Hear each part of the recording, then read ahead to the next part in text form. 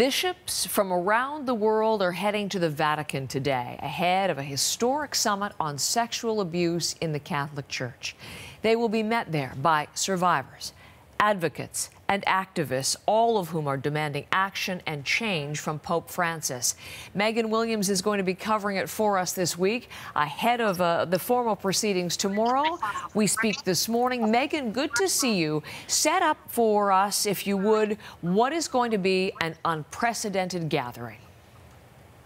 Well, Heather, Pope Francis called this meeting a year ago after he had something of an awakening. On his way back from Chile, he defended a bishop who had covered up abuse, and he called the accusers, he blamed them for being slanderous towards this bishop. And then he came back to Rome, got some more information, and realized how off he was on this issue. That's when he called this meeting of 190 Vatican officials and victims. Now, the vast majority are bishops as well as male Vatican officials. There'll be about 12 women, most of them nuns. We don't know who the victims are, and there's been a lot of criticism about that.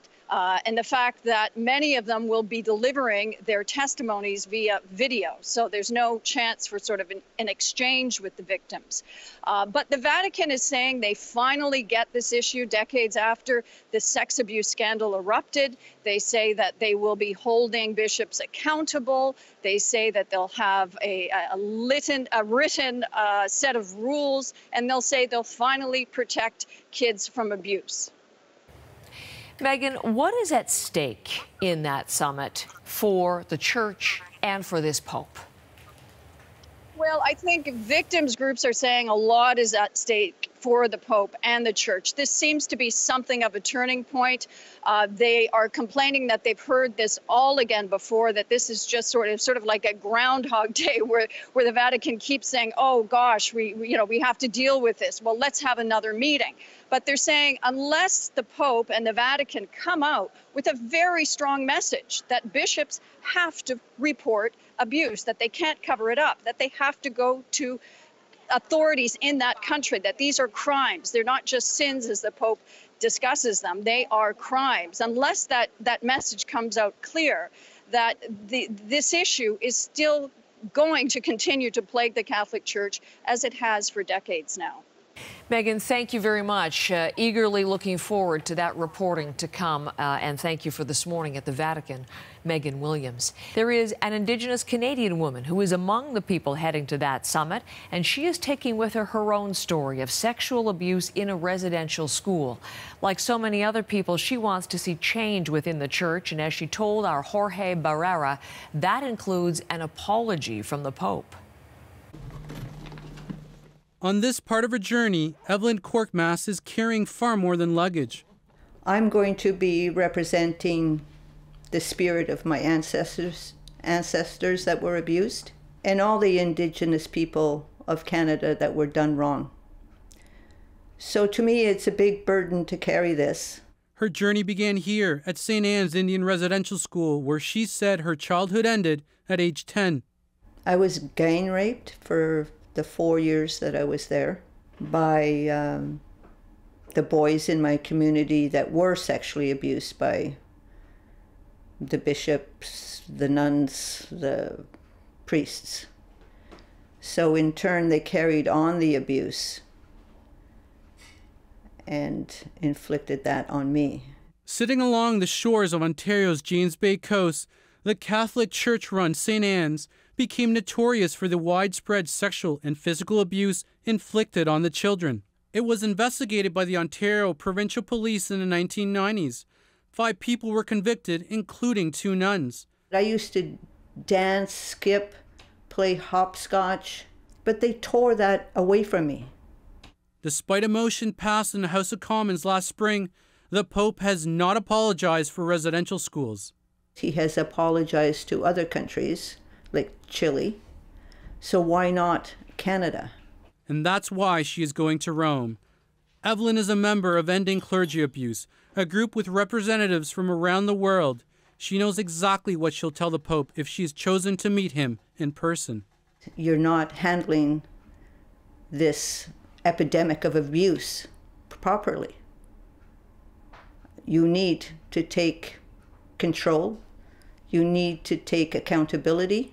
But even if that doesn't happen, the trip will have been worth it. She's been chosen to speak to the international media at a pre-summit press conference.